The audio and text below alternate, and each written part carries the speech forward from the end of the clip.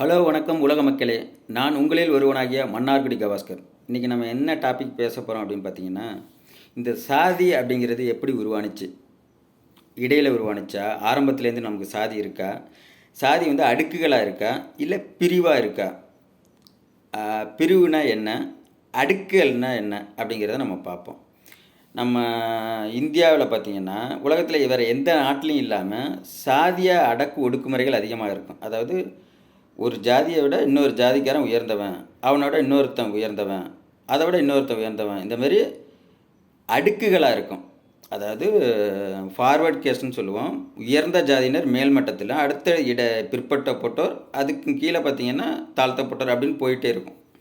அதாவது forward caste, next பார்த்திங்கன்னா other backward கிளாஸ்ட்டு, அடுத்து பார்த்தீங்கன்னா எஸ்சி எஸ்டி, அந்த மாதிரி வரும். இது நம்ம எல்லாருக்குமே தெரியும். ஆரம்ப காலத்தில் நம்மள்கிட்ட வந்து மனிதர்களிட ஜாதி என்பது இல்லை. இது எப்போ உருவானுச்சு எப்படின்னா, ஆரம்பத்தில் மனிதன் வந்து காட்டில் வேட்டையாடிட்டு இருக்கும்போது அவனிடத்தில் சாதி இல்லை, பிரிவு கூட இல்லை. அவன் ஆரம்பத்தில் குகைகளில் வசித்து கொண்டு, காட்டில் உள்ள குகையில் வசித்து கொண்டு வேட்டையாடி உணவை தின்னு வாழ்ந்து கொண்டிருந்தான். அதுக்கப்புறம் என்ன பண்ணால், அவன் குகைகளில் வாழும் பொழுது நாகரிகம் அடையவில்லை. அதுக்கப்புறம் என்ன பண்ணான்னா, நமக்கு தேவையானது ஏன் நம்ம வேட்டையாடி திங்கிறோம், நம்மளே விவசாயம் பண்ணி நம்மளே சாப்பிட்லாமே அப்படின்னு சொல்லிட்டு ஆற்று ஓரங்களில் குடிசை கட்டி ஒரு குழுக்களாக வாழ்ந்து கொண்டு விவசாயம் செய்து வாழ்ந்து வந்தான். அப்படி விவசாயம் செய்து குழுக்களாக வாழும் பொழுது தான் அவனிடத்தில் இந்த பிரிவு என்பது உருவாகிறது. அதாவது விவசாயம் செய்யும் பொழுது அந்த கலப்பை செய்கிறது ஒரு குடும்பம் செய்வானுங்க, அதை பயிர் விளைவிப்பது ஒரு குடும்பம், அதை அறுவடை செய்வது ஒரு குடும்பம், அதை விற்பது ஒரு குடும்பம், இப்போ வீட்டுக்கு வீடை கட்டுறது ஒரு குடும்பம், பானை செய்கிறது ஒரு குடும்பம். அதுமாரி நம்மளுக்கு வீட்டுக்கு தேவையான ஒவ்வொரு பொருளையும் ஒவ்வொரு குடும்பம் செய்வாங்க. அப்போ ஒவ்வொரு குடும்பம் செய்யும்போது என்னென்னா, ஒவ்வொரு குடும்பத்தையும் ஒவ்வொரு பிரிவில் சொல்லுவோம். இப்போ பானை செய்கிறாங்க அப்படின்னு சொன்னோம்னா அவர் குயவர்கள் என்று சொல்லுவோம். அதே மாதிரி இப்போ முடி வெட்டுறாங்க அப்படின்னு சொன்னிங்கன்னா அவங்கள நாவிதர்கள் என்று சொல்லுவோம். அதேமாரி இப்போ நகை வேலைகள் செய்கிறாங்க அப்படின்னு சொன்னோன்னா அவங்கள பத்தர்னு சொல்லுவோம். இப்போ இரும்பு சம்பந்தமான வேலைகள், பற்ற வேலைகள்லாம் பார்க்கும்போது அவங்கள கருமான், இந்த மாதிரி ஒவ்வொரு விதமான வேலைகளை செய்வர்கள். அவர் வேலையின் அடிப்படையில், அவர்கள் தொழில் அடிப்படையில், ஓகேவா, தொழில் அடிப்படையில் அவர்களை பிரிவு என்பது இருந்தது. இவை அனைத்தும் பிரிவு, ஓகேவா. இவைகள் அனைத்தும் அடுக்குகளாக இல்லை. இப்போ ஆரம்ப காலத்திலே ஒவ்வொருவரும் ஒவ்வொரு தொழிலை செய்து கொண்டிருந்தார்கள். இதில் வந்து என்னென்னா, இப்போ அப்பா வந்து ஒரு தொழிலை செய்கிறாருன்னா அப்போ வந்து யூனிவர்சிட்டி காலேஜ் எதுவுமே கிடையாது. இப்போ இருக்கிற மாதிரி இன்ஜினியரிங் காலேஜ், மெடிக்கல் காலேஜ், லா காலேஜ், பாலிடெக்னிக் காலேஜ்லாம் இருந்துச்சுன்னா, ஒரு காலேஜில் படிக்கிறான்னு சொன்னான்னா என்ன படிப்பு படிக்கிறான்னா அதுக்கு அந்த டிகிரி கொடுத்துருவாங்க. இப்போ டாக்டருக்கு படித்தா டாக்டர், வக்கீலுக்கு படித்தா வக்கீல், இன்ஜினியரிங் படிக்கும்போது இன்ஜினியர், அந்த மாதிரி போயிட்டுருக்கு. பட் அப்போ எல்லாம் யூனிவர்சிட்டி, இன்ஜினியரிங் காலேஜு, கல்லூரிகள் எதுவுமே இல்லை. அப்போ எப்படி கற்றுக்கிட்டாங்க அப்படின்னா, மக்கள் அப்பா என்ன செய்கிறாரோ அதை பார்த்து பார்த்து பையன் கற்றுக்கிட்டான். அதுக்கப்புறம் அவனுடைய பையன் இதுமாரி பார்த்து பார்த்து அவர்கள் கற்றுக்கொண்டார்கள். இப்போ அந்த காலத்தில் உங்களுக்கே தெரியும், ஒருத்தருக்கு பார்த்தீங்கன்னா 10-15 பிள்ளைகள் இருக்கும். இப்போ 15 பிள்ளைகள் அப்பா செய்ததை பார்த்து கற்றுக்கிட்டான். இப்போ கற்றுக்கிட்டு செய்யும் பொழுது அவர்களுக்கு இயல்பாகவே ஈஸியாக அந்த வேலையை செய்வான். மிக எளிதாகவே அந்த வேலையை செய்கின்ற பக்குவம் வந்து அவங்களுக்கு வந்துடும். மற்ற யாரும் அந்த வேலையை புதுசாக செய்யும்போது எப்படி செய்கிறானோ அதை விட அவர்கள் செய்யும்போது தன் தந்தையையும் தன் தாத்தாவெல்லாம் பார்த்து வளர்ந்ததுனால, அவர்கள் சின்ன வயசுலேருந்து அதை பார்த்து பார்த்து வளர்ந்ததுனால அவர்களுக்கு இயல்பாகவே அதை எளிதாக செய்கிற, அந்த வேலையை எளிதாக செய்கிற பண்பு வந்துவிடும். இந்த நிலையில் தான் படிப்படியாக நல்ல வல்லுநர்கள் என்பது அந்த பாரம்பரியமாக அப்பா தாத்தா பையன் அப்படி வரும்போது நல்ல வல்லுநர்கள் கிடைத்தார்கள். மக்கள் வந்து இப்படி தான் வந்து 10-15 பிள்ளைங்க இருக்கும். அந்த 10-15 பிள்ளைங்களுக்கும் ஒவ்வொருத்தருக்கும் 10-10 பிள்ளைகள்னா இந்த மாதிரி தான் குடும்பங்கள் பெரியது. அப்போ அந்த குடும்பங்கள், சொந்தங்கள் எல்லாரும் பார்த்தீங்கன்னா ஒரே தொழிலை செய்து கொண்டிருந்தார்கள். இந்த ஒவ்வொரு தொழிலை செய்கிறவரும் அந்த தொழில் அடிப்படையில் பத்தர், நாவிதர், கருமான், அந்த மாதிரி ஒவ்வொரு சித்த வைத்தியம் பண்ணுறவங்கள வைத்தியர், இந்த மாதிரி ஒவ்வொரு பிரிவாக சொல்லியிருந்தேன். அப்போ அவங்க வந்து இப்போ ஒவ்வொரு குடும்பமாக அந்த தொழிலை பாரம்பரியமாக செய்து கொண்டார்கள். இப்படி செய்யும்போது அவர்களுக்கு எந்த விதமான பிரச்சனையும் இல்லை, ஏற்றத்தாழ்வு இல்லை. ஏன்னா ஒவ்வொருவரும் அவரவருக்கான தொழிலை செய்து கொண்டிருந்தார்கள். அப்போ தொழில் அடிப்படையில் இந்த பிரிவுகள் இருந்ததனால் அவர்களுக்குள் எந்த பிரச்சனையும் இல்லை, சுமூகமாக நடந்தது.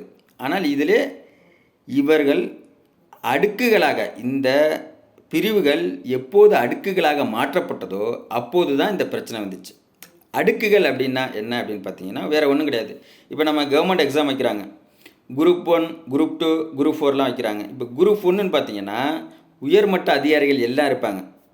இப்போ டிஎஸ்பி, எஸ்பி லெவலில் ஒரு போலீஸில் வந்து பெரிய போஸ்டிங் எல்லாம் பார்த்தீங்கன்னா குரூப் 1ல் எடுப்பாங்க. அதேமாரி revenue office, RI, tahsildar, deputy collector, அந்தமாரி அதுமாரி அரசாங்கத்தில் உள்ள அனைத்து துறைகளும், ஹெல்த் டிபார்ட்மெண்ட்டை, மக்கள் நல்வாழ்வுத்துறை, ரெவென்யூ டிபார்ட்மெண்ட்டை, வருவாய்த்துறை,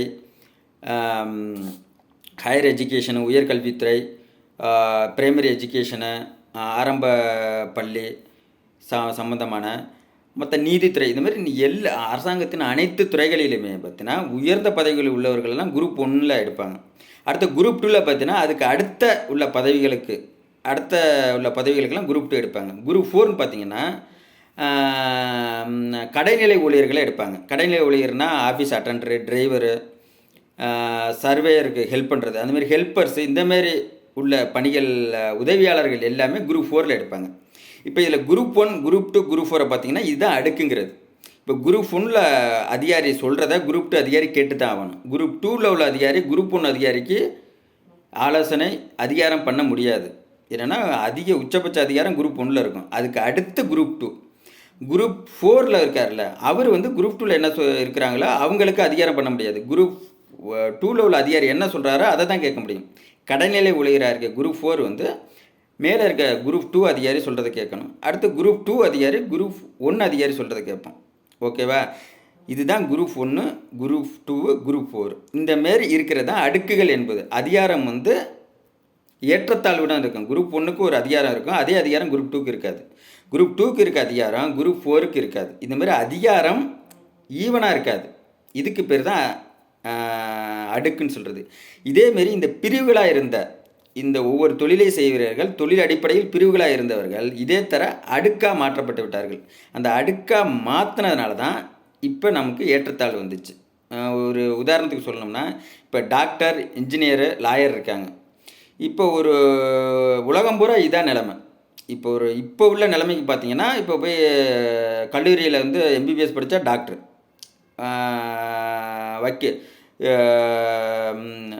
லாவுக்கு படித்தோம்னா வக்கீல், இன்ஜினியரிங் படித்தா இன்ஜினியர். இப்போ இந்த 3 ஒரு ஏரியாவில் போயிட்டு இப்போ டாக்டர் படித்தவங்க எத்தனை பேர், டாக்டருங்கிறது ஒரு பிரிவு, வக்கீல் என்பது ஒரு பிரிவு, அட்வொகேட் இன்ஜினியர் என்பது ஒரு பிரிவு. இப்போ எத்தனை இன்ஜினியர் இருக்காங்க அப்படின்னு, எத்தனை இன்ஜினியர் பிரிவில், இன்ஜினியரிங்கிற பிரிவில் எத்தனை பேர் இருக்காங்க, டாக்டருங்கிற பிரிவில் எத்தனை பேர் இருக்காங்க, வக்கீலுங்கிற பிரிவில் எத்தனை பேர் இருக்காங்கன்னு நீங்கள் கால்குலேட் பண்ணிங்கன்னா கண்டுபிடிச்சிடலாம். இப்போ இதில் என்ன ஒரு இதுன்னு பார்த்தீங்கன்னா, ஒரே குடும்பத்தில் அப்பா டாக்டராக இருப்பார், பையன் வக்கீலாக இருப்பான், பேரன் இன்ஜினியராக இருப்பான். அதேமாரி இன்னொரு குடும்பத்தில் தாத்தா வக்கீலாக இருப்பார், பையன் இன்ஜினியராக இருப்பான், பேரன் வக்கீலாக இருப்பான். இந்தமாரி ஒரே குடும்பத்தில் இந்த 3 விதமான பிரிவுமே இருக்கும். இப்போ பிரிவுக்கும் அடுக்கு டிஃப்ரெண்ட் தெரியுதா? அதாவது ஒரே குடும்பத்தில் இந்த 3 பேருமே இருப்பாங்க. இப்போ பிரிவு அடிப்படையில் பார்க்கும்போது டாக்டரெல்லாம் நீங்கள் எடுத்தீங்கன்னா டாக்டர்லாம் தனியாக வருவாங்க. ஒவ்வொரு குடும்பத்திலும் இருக்கிற டாக்டரெல்லாம் தனியாக வருவாங்க. ஒவ்வொரு குடும்பத்தில் உள்ள வக்கீல்லாம் தனியாக எடுத்திங்கன்னா தனியாக வருவாங்க. ஒவ்வொரு குடும்பத்தில் உள்ள இன்ஜினியர் எடுத்திங்கன்னா தனியாக வருவாங்க. ஆனால் இவர்கள் பிறப்பின் அடிப்படையில் பிரிவே இருக்காது. ஏன்னு பார்த்தீங்கன்னா, ஒரே குடும்பத்தில் அவரோட பையன் பார்த்தீங்கன்னா இன்ஜினியரிங் படிச்சிருப்பான், அவரோட பேரன் பார்த்தீங்கன்னா டாக்டராக இருப்பான். அப்போ ஒரே குடும்பத்தில் இது எல்லாமே சாத்தியமாகும். எப்போ இது எல்லாம் பிரிவுகளாக இருக்கும் பொழுது. அப்போ யார் வேணாலும் ஆகலாம். இப்போ இந்த குடும்பத்தில் பிறந்தவன் பிறப்பின் அடிப்படையில் உயர்வு தாழ்வே இருக்காது. இது மாதிரி தான் ஆரம்ப காலத்தில் இருந்தது. உலகம் முழுவதும் இது தான். இப்போ அப்பா செருப்பு தைக்கிற தொழிலாளியாக இருந்தால் பையன் நல்லா பிஸ்னஸ் பண்ணி பெரிய ஆள் ஆகிட்டானா மாறிவிடும், நிலைமை மாறிடும். அவன் அப்பா தான் செருப்பு தைக்கிறவா இருப்பா, பையன் பெரிய வணிகராக மாறிட்டானா அவனுடைய இளநிலையெல்லாம் மாறிடும் எல்லாரும். ஆனால் இது நம்ம இந்தியாவில் மட்டும் இது மாறலை. ஏன்னா இது பிரிவு என்பது அடுக்குகளாக மாற்றப்பட்டு விட்டது. அது இப்போ ஒரு 600-700 ஆண்டுகளுக்கு முன் தான். தமிழர்கள் பெரும்பாலும் 50,000 ஆண்டுகால வரலாற்று சிறப்புகள் பெற்றவர்கள். எல்லா மனிதர்களும் காடுகளை வேட்டையாடி திரிந்தபோது நாம் கோட்டை கட்டி கொடிகேற்றி நாகரிகத்தோடு நகர நாகரிகத்தோடு வாழ்ந்து கொண்டவர்கள். எல்லாம் கிராம நாகரிகம் கூட அடையாத நேரத்தில் நாம் நகர நாகரிகத்தை அடைந்து கோட்டை கட்டி வாழ்ந்த இன மக்கள். இப்போ நம்மள்ட்ட ஆரம்பத்தில் ஜாதி என்பது இல்லை. அது எப்படி வந்துச்சு அப்படிங்கிறது தான் இப்போ சொல்கிறேன். இப்போ எப்படி உங்களுக்கு பிரிவுனா என்னென்னு புரிஞ்சுருக்கேன். டாக்டருங்கிறது ஒரு பிரிவு, வக்கீலுங்கிறது ஒரு பிரிவு, இன்ஜினியருங்கிறது ஒரு பிரிவு. இப்போ ஆனால் அந்த பிரிவுகளுக்கு இடையில் எந்த ஏற்றத்தாழ்வும் இல்லை. இப்போ நீங்கள் இதையே ஒரு எடுத்துக்காட்டுக்கு எடுத்துக்கோங்க. இப்போ இருக்கிறதுல டாக்டர் தான் உயர்ந்தவர், இன்ஜினியர் அதுக்கு அடுத்தது ஒரு பேச்சுக்கு, வக்கீலு மூணாவது, number 1 doctor, number 2 engineer, number 3 வக்கீல் அப்படின்னு வச்சுருந்தோம்னா இது நல்லா இருக்குமா? இது ஒரு லாஜிக் இருக்குமா? வக்கீல் என்பது அவரது தொழிலை செய்கிறார். ஒவ்வொருவரும் அதற்கான தொழில். இப்போ டாக்டர்னா டாக்டர் தொழிலை செய்கிறார், இன்ஜினியர்னா இன்ஜினியருக்கான தொழிலை செய்கிறார்கள். அவரவருக்கான வேலையை செய்கிறார்களே ஒழிய இதில் என்ன பேதம் இருக்கிறது, என்ன வேற்றுமை இருக்கிறது? அவரவர் வேலையை செய்கிறார்கள். இதிலே உயர்வு தாழ்வு என்பதே இல்லை. உங்களுக்கு புரிஞ்சிருக்கும். அப்போ இவையெல்லாம் பிரிவுகளாக இருக்கும் பொழுது நம்மளுக்கு எந்த பிரச்சனையும் இல்லை. இவைகள் அடுக்குகளாக மாற்றப்பட்ட போது தான் பிரச்சனை. இப்போ நம்ம டாக்டர் உயர்ந்தவர், இன்ஜினியர் இடையில உள்ளவர், வக்கீல் மூணாவது அப்படின்னு சொன்னோம்னா இது எப்படி ஒரு லாஜிக்கே இல்லை. எப்படி ஏற்றுக்கொள்ள முடியும்?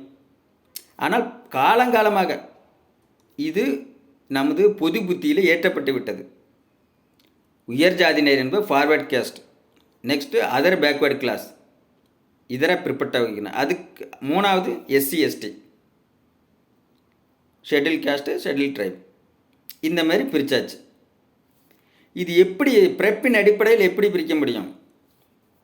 அந்த காலத்தில் கல்லூரிகள் இல்லை, எல்லாம் குருகுல கல்வி மட்டும்தான் இருந்துச்சு. அதனால் அந்த கல்வியும் சமுதாயத்திலே பெரும்புள்ளிகளாக இருக்க ஒரு சிலருக்கு, அரச மரபினருக்கு மட்டும்தான் கல்வி கற்றுக் கொடுக்கப்பட்டது. எல்லா பிரிவினருக்கும் கல்வி கற்றுக் கொடுக்கப்படவில்லை. எனவே அவர் என்ன பண்ணாங்க, அவங்க அப்பா என்ன செய்கிறாரோ சின்ன பிள்ளையிலேருந்து அதை பார்த்து வளர்ந்து அதையே செய்ய ஆரம்பித்தான்.